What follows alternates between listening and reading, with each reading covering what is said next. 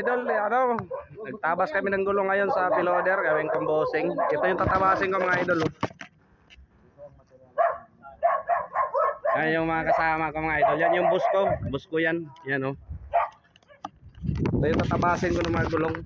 Ito yung hindi ako nagbukas ngayon ng shop kasi kailangan namin tabasin yung gulong, kailangan na mayari ito yung mga gulong laki yan tabasin ko lahat yan mga idol. Yan yung pinakamalaki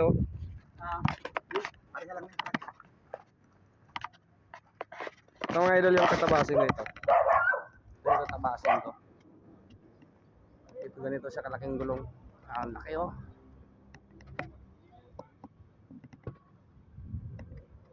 mamaya mag video ako sa inyo mga idol pag tatabas ko na yan.